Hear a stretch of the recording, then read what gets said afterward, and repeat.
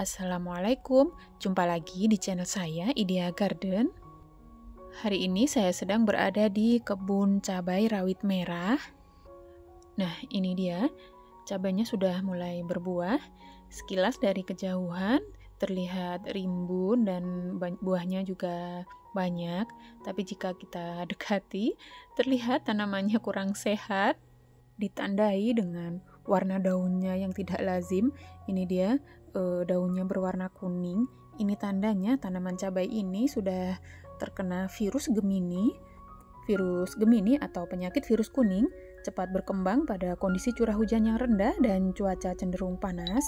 Jadi kebetulan di daerah kami memang sudah terjadi kemarau cukup panjang ya, cukup lama di sini tidak turun hujan. Untuk menekan timbulnya penyakit yang menyerang pada tanaman cabai kita, ada beberapa hal yang harus kita perhatikan. Jadi biasanya ada beberapa teknik budidaya tanaman yang mempengaruhi dan menjadi pemicu perkembangan penyakit.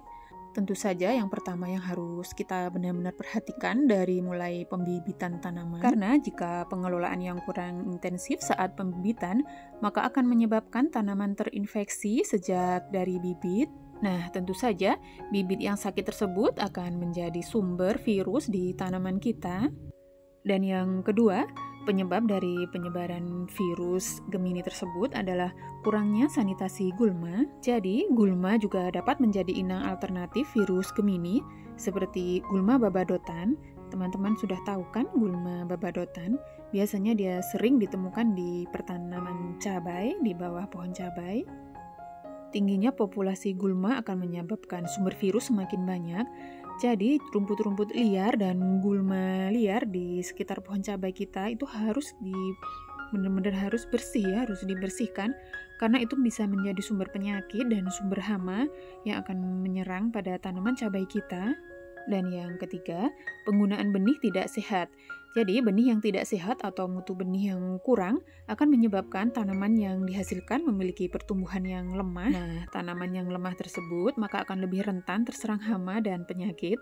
Seperti juga manusia ya, tanaman juga jika fisiknya lemah maka akan mudah terserang penyakit. Dan yang keempat yang harus diperhatikan, tanaman jangan sampai kekurangan air dan kekurangan unsur hara. Jadi, tanaman yang tumbuh atau yang kita tanam dengan kondisi kekurangan air dan kekurangan unsur hara akan menyebabkan pertumbuhan yang tidak maksimal dan vigor tanaman terlihat lemah.